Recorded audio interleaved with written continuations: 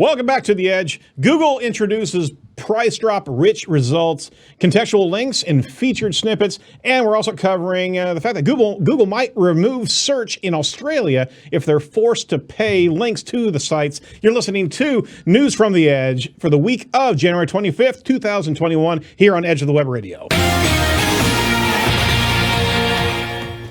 From the Edge of the Web studios, here's what we're looking at this week. That's the hit list that we're coming up with today, and this is Edge of the Web Radio. I'm your host, Aaron Sparks, owner of Site Strategics. Every week we bring you amazing guests to chat with about digital marketing trends. Each week we're actually covering the SEO and digital marketing news, separate from our weekly guest interviews each and every week. So we have two podcasts coming out. Be sure to check out what's coming up this week, but we're bringing your news as you want to consume it on your commute or within a 20-25 minute package of time, so you don't hear my voice drone on and on. That's why we just want to care for you here at Edge of the Web. So check out all the shows over at edgeofthewebradio.com and let us know how we're doing. I'd love to have some feedback from our audience on a regular basis. This is the news, Site Strategics News Desk.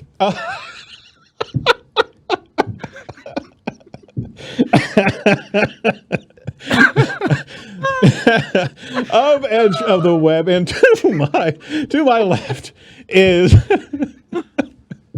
I can't do it. That's awesome. It's so cold in here. Oh my gosh! So we have a fantastic meme in the studio today. For the record, I did not warn Aaron that this was coming. This may have been why my kids did not see me Friday night as I prepared for this. Do you want healthcare? I will give you healthcare. Do you want mittens? I will give you mittens. Oh my gosh, that is hilarious. Okay, so I'm going to try not to distinguish this with remarks. Fantastic work. I appreciate it, sir. Well, joining me on the call here is Morty Oberstein, SEO liaison from Wix. How you doing today, Morty? I'm great. I'm just as good as Bernie. At least one of you is wearing a mask. Oh my gosh! See, Bernie is literally social distancing from me, and hey, I've got the antibodies. I've been through 2 rounds of this crap, so I think everybody's safe for me. I know, fun. Right, doesn't help with the cooties though. No, you still have cooties. Oh, I'm just going to try to creep over to the Bernie here. See? I'm poking you, Bernie. This is too much, by the way. I'm not sure I can continue with this podcast. For everybody who doesn't know what the hell's going on, go over to the video and check it out. We've got Bernie Sanders at the Site Strategics Digital Marketing News Desk at Edge of the Web. All righty. So what's happening in Morty's world today? I totally forgot what I was going to say. Adding a whole thing. It's totally killed with the Bernie thing. That's awesome. By the way you have his arms, his elbows on the table is perfect. Okay. Shout out to Jacob. That's pretty awesome. That's he's got to be a regular guest host then. You got to put it on the banner for the podcast. There we go. Yeah, I think this one's going up there. All right. So we're going to pivot around. Morty's over at Wix, and he's constantly communicating to the SEOs of the world and talking about how SEOs can really use Wix and Wix platforms. So we'll give them a shout out there, but we will not advertise Wix. That's not what this is about. We're going to the news now, right? I love the news. Let's do the news. But please, I'm turning off my camera. Bernie's there for the duration. All right. No, bring him back.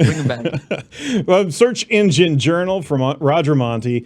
Google introduces price drop rich results. They updated the product structured data documentation with a new price drop search appearance for product pages. Becoming eligible is quite easy. So if you're not familiar with what that is, literally it's a schema update, and what we're seeing here is a nice couple screen grabs here. If you want to actually, yeah, exactly. Over on the mobile side, you can actually see price drops being featured there. The price drop appearance is a new rich result that is related to the product structured data. This rich result is called of course, the price drop appearance. They'll track the price that is used for the offer schema structured data within the product structured data that's used for the product page. Now, that's a convoluted mess of a sentence there. But basically, the point is they're using that offer in a new way to display on the Google search results. That offer's always been there, but now they're actually presenting it in a different way. So if they're actually seeing the price plus the offer, they're actually showing the price drop. So when the price changes, Google will add that result called a price drop appearance that reflects that there's been an actual price drop. That's on both mobile and desktop. So that said, this is always important. Yeah, absolutely. It's interesting that Google's now interpreting the schema data and is actually modifying its SERPs towards the benefit of that user, right? So it can actually infer not only that field of data, but also what it means, right? Right. So it's tracking. It seems that you have to have your product markup there so that Google can keep tabs of what the price was and now what it is. The fact that it's doing that is amazing, and it also speaks to Google trying to compete with small company, Amazon. Yeah. Yep. So, yeah, exactly. So it can also be used with the aggregate offer type in order to display the range of prices as well. So there are a couple different offerings, and so Google's actually pulling that and doing the math and doing the presentation, understanding the intent of that field. So you have to have the product the product schema markup on the pages, and you got to be careful with that as well because it does need a number of pieces of data to work well, right? Yes. Fantastic answer, Mark. I concur. You concur? I do concur. All right. Okay. I didn't get a rump out of that guy. All right. So be aware of rich result opportunities. I mean, this new rich result is an opportunity to make a low price impression in the search results. New price drop appearance makes sales prices pop in the search results. I guarantee you're going to see more reflection of your schema in the SERPs as we start really not only embracing it, but as Google looks for more and more customer opportunities, basically. If it's useful to the user, for example, if you have a series of podcast episodes, it could very well look for the previous podcast and have a link right there between the two podcasts. Hey, what about that? By the way, I mean, this might be a shysterish kind of move, but you can list the product at a higher price if all right, I just listed this product. Yep. I'm not going to get any traffic for it yet, blah, blah, blah, whatever it is. I'll list it higher. Then next week I'll lower it, and then it looks like it dropped. Yep. That's exactly how you have to think. You have to think. Or not think. Well, are they going to keep track of that too?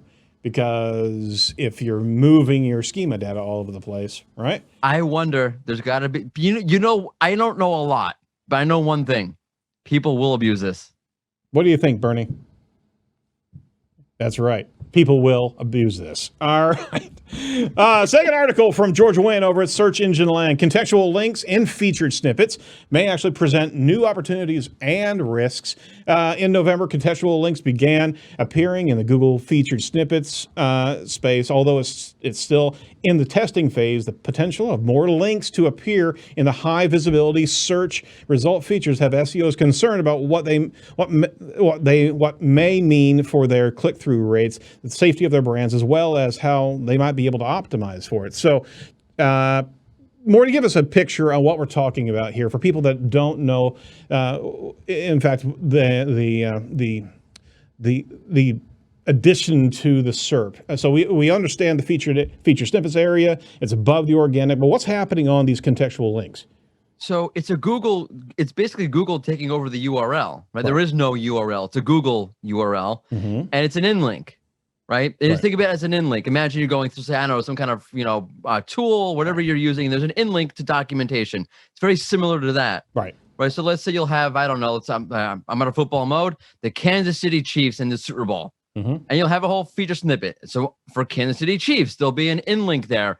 And when you hover over the link, another little snippet pops up. Right. And then when it talks about the word Super Bowl. Right. So there's another link there. And you can either click on and go to where the content is coming from, Wikipedia, or you can just read the little hover snippet that shows up there. Chances are, in my opinion, you're just going to read the snippet. It's a footnote. Right. Think of it as a featured snippet footnote. Now, I understand people in the article disagree with this, but I understand why you would click. Why you would? Because it's just a footnote. Why That's you not wouldn't why you're click there. or why you would click? Why you would click. Sorry, why you would click. Well, I mean, Here's, go ahead. on one of the in links, that is. Well, the fact of the matter is, it's not only about the click-through traffic, but Google's actually lifting up that SERP or that featured from a specific page, and it's now putting in links to other references, other content that's contextually bound to this. So they're serving up their users, right, with referential information, but it's not coming from the organic result that's actually fed that content up and has been anointed by Google in the featured snippet. So we were always challenged with the click-through rates that were happening on the featured snippet because the answer's there. You don't have to go further in, right? So there was that constant debate. But now you've got in-links that are across into different websites, different potential competitors. I mean, isn't that... couldn't you make the argument as an internal SEO going, you know what, we don't want featured snippets just because Google may actually connect the dots to some competitors out there with our own content? Well, there's nothing you can do about it. Like, what are you going to do? Not write content? De-index the pages. Exactly. That's it. De-index everything. That's the solution. No extremes on this podcast. No, absolutely not. So, I mean, there's a number of good references and examples of content. For example, Elon Musk. You search for the maker of Tesla. The rich snippet comes up, the featured snippet comes up with the Elon Musk. Plus, there's a hover over SpaceX, and then as well as Elon Musk. So there's a Business Insider link that goes over to Business Insider from the Elon Musk link. Plus, there's also SpaceX, Neuralink, and The Boring Company. They all have links to separate references. This is just Google again building up this entity relationship right in front of us. It knows these legitimate certified authority pieces, and it's just trying to answer a question of the users, right? That's what it is. I mean, it's I think of it as a direct answer more than a feature snippet with footnotes. And if you want to go down that rabbit, let's take the Elon Musk thing. So I'm looking about Elon Musk. I get the answer right there, blah, blah, blah. And unless I want to go down that rabbit hole, which is understanding, what is, SpaceX? Oh, I don't know what that is. Sure. So I'll click on the in link or the contextual link. I'll see the snippet. Maybe the snippet will be enough. Most likely it will. Or maybe it won't. And I'll click on to see about SpaceX to whatever page is showing up there. But that's a stretch in my mind. Like, that's a lot of decisions a user has to make to say, okay, now I'm going to click this link. Right, exactly. So it's much more of that topical flyby. Oh, pop up. It's that news footnote that's going to help embellish while they're on that particular SERP. So, it's all ancillary. Yeah, it really right? is. It's all ancillary content. It's not why you're there. Nope, you're absolutely right. It just gives you a much better understanding of that was the search that you wanted to actually accomplish, right? Yep. Okay, so George Wright says it's good for users, but who else is it good for? He says it's not uncommon for Google to tout changes and updates as being good for users while being more tight-lipped about how much the company itself also benefits, or how any given change may actually negatively impact businesses and publishers. Contextual links and featured snippets, however, may be more of a mixed bag than first impressions would lead us to believe. So I think he's on the fence as well of what this could be, because Google's always touting it's for the user, right? There's certainly going to be some challenges and opportunities. Can I optimize for a in-links reference on a featured snippet? My gosh, it's like featured so that's going to be I really want to see more specific topics show up for that. Like if you're SpaceX or Elon Musk, you're talking like sites like Wikipedia being shown there, like right, good luck. Yeah, but if you go into football and all of a sudden you have competing in links on this featured snippet for who's the best football team, right? And that's no, it's possible.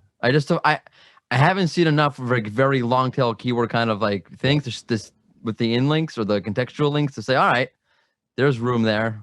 There's an actual battlefield. Yeah, this seems very, very general in nature. All right. We do want to give a shout out to our continued sponsor of Edge. That's Yeah, that's Ahrefs. We love their platform, love their program. You can go check them out at ahrefs.com. That makes competitive analysis very, very easy. Their tools show you how your competitors are getting traffic from Google and why. You can see the pages, the content that send them the most search traffic, and then find out the exact words they're ranking for and the backlinks that are actually helping them rank. With that, you can deconstruct their strategy and build a better one. That's what they can do. You can do with Ahrefs. So check out what the special they have. 7 days for $7. Sign up. You can have the entire tool at your disposal, and you can see everything that this platform has to offer. We certainly recommend the SEO audit as well as the link intercept tool. There's a mess of other functionality in that application. So go over to ahrefs.com and you'll swim in great data just like we do here at the shop. All right, last article, and a pretty important one, kind of a follow-up from our last conversation. Google might remove search in Australia if they're forced to pay to links in the sites that they actually reference. This comes right after Google signs an agreement with French publishers to pay for some content. So Google has actually threatened to leave Australia and remove Google search for Australian users if the Australian government forces the company to pay to link to websites it lists in its search results. The news has actually caught worldwide media attention, as you'd expect. It also sets a huge precedent that could change the web as we know it. I'm going to park right there for a second. Morty, how in the world can you take away search from an entire country? You just turn it off. You just block access from any IP coming out of Australia? I guess so. I mean, you have to have a VPN just to Google. There's a market for VPNs right there. That's it. I'll call your bluff. You don't want to, fine. Hey, I'll just take Google. We'll just take ourselves away. See how you like Bing. That was the biggest one up. I mean, for people that have not tracked the story here, basically there was a code, a law being developed in Australia to kind of protect Australians' news organizations, because they were saying that these organizations should be compensated for the article content that's showing up in SERPs, and not explicitly the SERP index, but actually news and feature snippets and information like we were talking about before, as that Google's lifting up certain content and basically not compensating these organizations for that. There's a much larger context here of the usability of Google and how it's actually presenting the content that's getting indexed. But they're literally they put it to Google, hey, we're going to have this code and you're going to have to pay us, and Google says, fine, you just won't have our service. And what's odd is in France, the same kind of thing. Right. And Google said, hey, all right, we'll pay you. So go figure. So what's up with that? So I asked about this because I was confused and not interested in deep diving into this. I'm let the information come to me. I'll put a tweet out. I'm like, hey, what the hell's going on here? Why is Google paying for it in France and not in Australia? And a lot of people sent a lot of articles over, which is really interesting. Oh, cool. About the terms in Australia as being outrageous. Got it. So that's one thing. It's not the same. John Mueller actually replied back to me. He goes, I probably shouldn't say anything. Right. And he probably shouldn't, but good on for you, John. He really is wonderful. And he said, it's just not the same deal. Mm-hmm. The French deal is not, they're asking for basically code in Australia. Right, exactly. Let us know when algorithm updates are coming. It's nuts. Yeah. But it is surprising that they're still that they agreed in France also. Both are surprising. Why would you agree in France? Hold it over their heads also. I think because of the fact that this is setting such a precedent. I mean, you can imagine all of the news organizations just clamoring around this. If they're setting a precedent that they will compensate writers or news organizations or anybody in that space, it's a gold rush trying to push Google around to be able to get their news content or any content subsidized, right? But that's what they're doing in France. Google's gonna pay. I mean, I wonder if you're right.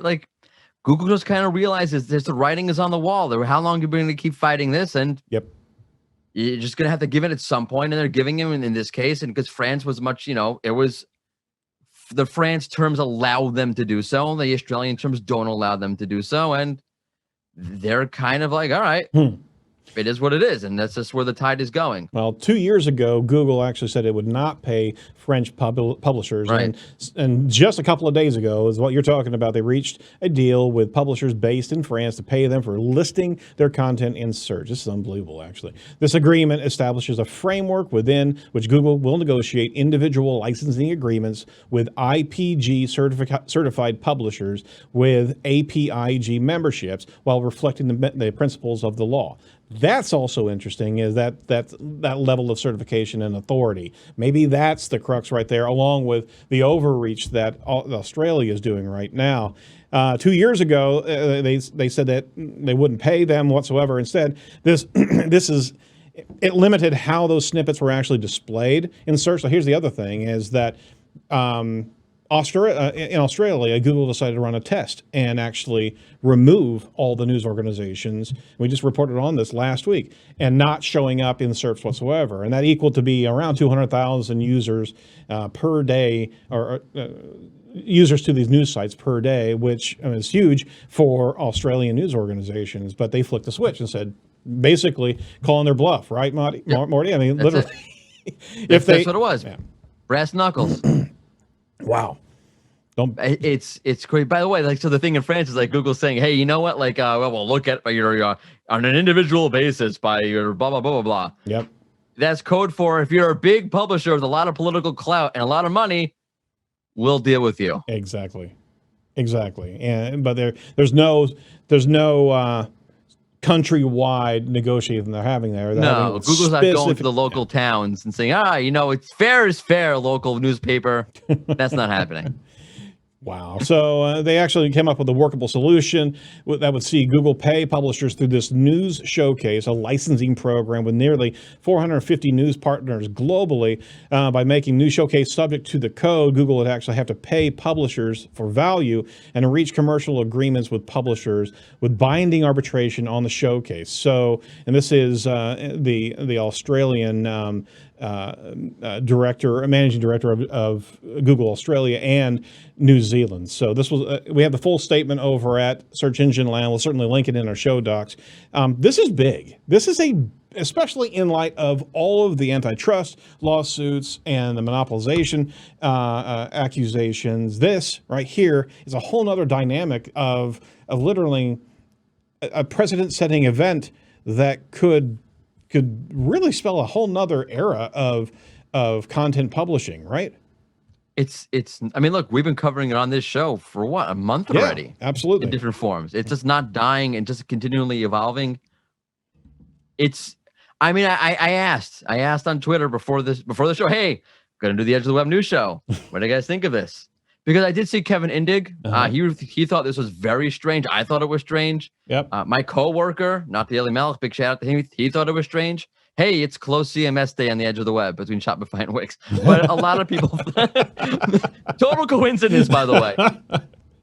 But no, like someone like Kevin Kevin Indig is a great mind in the industry, and if he thinks that is strange, it's strange. It really is strange. I'm shocked that Google paid France. Really am. Well, keep an eye on this, everyone, because if Google is starting to move into control of SERPs, and again, we're seeing the possible shutout of an entire country, and they're willing to do that, right? It's weird. It is weird. It's also maybe a bit of a signal of with these antitrust lawsuits that it's their content, ultimately, it's their search engine, right? Are they actually playing the game in certain aspects of, we'll shut it down if you don't want to play in our sandbox the way we've constructed it, right? Yeah, well, forcing Google to hand over the code, it's not, No. Australia is a big market, but it's not the whole world either. Absolutely not. Be honest, like that's a big ask. By the way, aren't they opening a Pandora's box here? Yeah. If they're going to negotiate with some publishers for money, well, you only ended up on the SERP because you paid Google. I didn't pay Google. That's why I'm not ranking. Right. Boy, you don't even want to consider that's the space in which organic SERPs could eventually be constructed of. I mean, that's what I would think in France. If I'm a news publisher who's not ranking, that's what they're going to think. Well, I didn't pay. That's why they're doing it. Yep. Oh, all right. So we're going to park it there. Certainly appreciate all contributions on this from this article. That was Barry Schwartz's article over at Search Engine Land. Give him credit for that reporting. But let's have this conversation. Let's talk about it on social. Let's hear what you have to say about all this. This is a pretty big moment, and hopefully it will be a flash in the pan. But we got to keep our eyes whenever you see a signal or a movement like this. It's not done with rashness. They're thinking through things an awful lot. And if this is actually the posture that they're wanting to take, then you're going to be seeing a number of things change on the search engine front. I feel like a Nostradamus there for a second. But you know what? We haven't even asked how Bernie thinks about this. Oh, where did Bernie go? I totally forgot he was here. It got serious. It got serious, and he jumped out.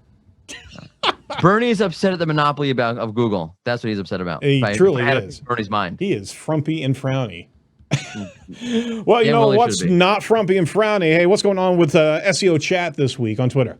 Ooh, first off, great host this week. Mm-hmm. Me. Oh crap! Yeah, I knew he was going to say that. I couldn't find anybody better. Say Bernie. I couldn't find anybody better. No, every once in a while, I feel like I have to host. Like it is partly my chat. It's Caroline Leiden's chat also. It's really her chat.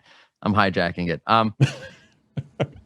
But we're talking about subtopics and ranking, subtopical ranking. We talked about it on this show. Awesome. Subtopics and content creation, subtopics in the knowledge panel, right? That's another hot story that's been going around the SEO industry. There's the knowledge panel now has these expandable tabs that reflect subtopics. And most of the time, by the way, they're like in feature snippet when you open them up, and they're not from your site usually. So what's going on with that? So very much about subtopics this week. Very good. That's the topic. Subtopic. The topic is actually sub, right? It's a subtopic topic. So check out the hashtag SEO chat. SEO chat every Thursday at 1 p.m. Eastern Standard Time, right? That's correct. Thank you, sir. Absolutely. And jump in there. Bernie will be there. Bernie will be there in one way, shape, or form. All right. Bernie meme. That's it. That's what I'm doing this week. Well, that just caught fire everywhere, didn't it? The best one was unbelievable. Whenever there was one meme out there, the guy was unfolding his chair, and all of a sudden Bernie pops out. I don't know if you caught that one. It was amazing. Awesome. All right, so Morty, want to give you props and follow Morty on Morty Oberstein. And any final words this week? I'm still blazing in the glory of Bernie. But no, just don't be an idiot. Be good. Don't be any piece of cyber driftwood. Did I steal your thunder? Oh, he stole it. Look at that. Stole your thunder. Wow. What kind of person does that? He's shutting down the show. I can just stop recording right now. I'm glad Jacob was paying attention. He would just yank the plug right there. You can't do that. I mean, he goes for one sentence and one sentence only. That's right. Listen to it. The minute I hear I pull the plug, it's done. You mention it, it's Pavlovian. Stop. Right. Cyber driftwood off. All right. Thanks, man. I appreciate it. All right. So that's it for news this week on The Edge. Check out the Fernando Angula interview, head of communications over at SEMrush this week. First segment of the 2 segments in his interview. We'd love to hear from you. If you're liking what we're doing, please give us a review. We'd love to hear from you on iTunes. From all of us over at Edge, stay safe and stay well. And what Morty said. We'll talk to you next week. Bye-bye.